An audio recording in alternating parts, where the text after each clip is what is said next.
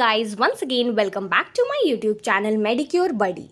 Friends, as you have already seen the previous video on diabetes, and I have told you in that video that in the next upcoming two videos we are going to discuss type 1 and type 2 diabetes. So that was the introductory lecture. अगर आपने नहीं देखा है तो आप playlist section visit करके उसे देख सकते हो. Now let's move on and start discussing the type 1 diabetes, which is also known as juvenile diabetes. Friends, before we start discussing this topic, मैंने प्लेलिस्ट के फॉर्म में पीएम के बहुत सारे लेक्चर्स एक जगह रखे हुए हैं एग्जाम बेस्ड टॉपिक्स के. तो I want all of you to please visit it because आपको बहुत सारी यूजफुल इन्फॉर्मेशन वहाँ से मिल जाएगी. ठीक है. सो टाइप 1 डायबिटीज़ क्या होता है? टाइप 1 डायबिटीज़ को हम जुवेनाइल डायबिटीज़ भी कहते हैं. एंड इसकी डेफिनेशन क्या है? अ टोटल डिस्ट्रक्शन और near total destruction of B cells of islet of Langerhans in the pancreas causing insulin deficiency. ठीक है. तो अगर बचपन में कभी जो बीटा सेल्स है, ठीक है, आइलेट ऑफ लैंगरहैंस की, उसका या तो नियर टोटल डिस्ट्रक्शन हो जाए या तो वो सेल प्रेजेंट हो ही ना. ठीक है. नियर टोटल डिस्ट्रक्शन और कंप्लीट डिस्ट्रक्शन अगर हो जाए, जिसकी वजह से क्या होगा, आइलेट और लैंगरहैंस की जो बीटा सेल्स है, these cells only produce insulin. तो इंसुलिन की कमी हो जाएगी. And this is how the diabetes of first और the juvenile diabetes, ठीक है, type 1 diabetes occurs.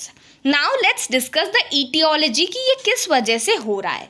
So basically antibodies का presence, for example anti-GAD antibody, that is anti-glutamic acid decarboxylase, IAA insulin auto antibody and ICA islet cell antibody. ठीक है. ये जो तीनों antibodies है, आप देख रहे हो दैट इंसुलिन एंटीबॉडी इंसुलिन के खिलाफ बन रही है, islet cell antibody islet cells के खिलाफ बन रही है. ये क्या करेगी? ये डिस्ट्रक्शन कर देगी इंसुलिन का.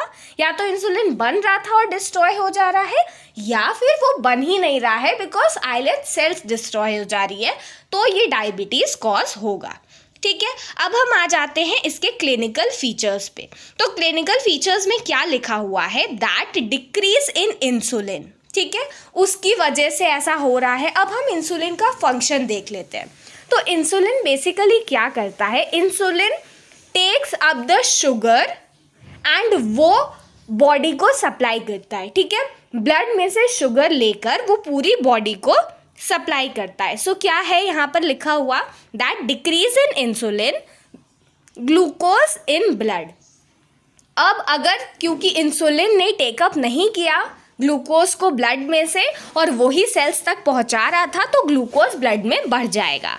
Lysis of protein fats carbs to generate keto acids. अब जो सेल्स हैं वो क्या करेगी? उसके पास ग्लूकोज तो है नहीं, तो वो लिसिस करेगी, ब्रेक डाउन करेगी प्रोटीन का, फैट्स का, कार्बोहाइड्रेट्स का, और वो कीटो एसिड्स को फॉर्म करेगी. और वो keto acids they are use as a energy compounds for brain. अब क्या होता है? ब्रेक डाउन हो जाता है प्रोटीन फैट का. तो जो बॉडी का स्टोरेज था प्रोटीन फैट, अब इसका ब्रेक डाउन हो गया, तो बॉडी कैसी लगेगी? वास्टिंग अपीयरेंस होगा, पर्सन बहुत ज़्यादा वीक फील करेगा, उसमें वेट लॉस होगा. ठीक है. Lack of energy and polyphagia. अब पर्सन को एनर्जी कम लगेगी तो वो बहुत ज़्यादा खाना खाएगा. So polyphagia due to non availability of glucose to the cells. Glucose cells में प्रेजेंट है नहीं, तो उसको कॉम्पेंसेट करने के लिए बॉडी और खाना खाएगी. लेकिन दिक्कत क्या आ रही है? ऐसा थोड़ी है कि बॉडी में ग्लूकोज है ही नहीं, बॉडी में तो ग्लूकोज है, बट वो पहुंच नहीं पा रहा है सेल के पास due to the destruction of insulin और नॉन अवेलेबिलिटी ऑफ इंसुलिन. ठीक है. अब यहाँ पे क्या हो जाएगा? हाइपरग्लाइसीमिया हो जाएगा, मतलब increase level of glucose in the blood, and उसकी वजह से प्लाज्मा ऑस्मोलैलिटी बढ़ जाती है. स्यूडो हाइपोनेट्रीमिया हो जाता है, मतलब सोडियम कम हो जाएगा, एंड उसकी वजह से डायूरेसिस देखने को मिलती है.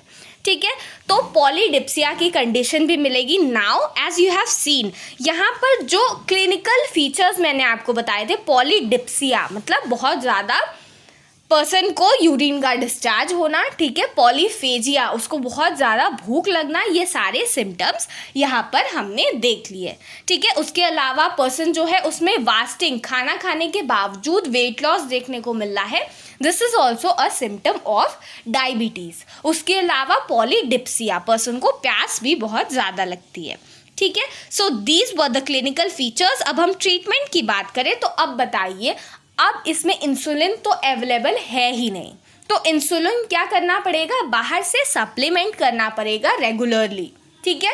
तो ये चीज़ रिक्वायर्ड होती है। And there is one more important information that degludec, ठीक है, DEGLUDEC, degludec is the longest and acting insulin, और ये कितने टाइम तक काम करता है, फॉर 72 आवर्स, ठीक है।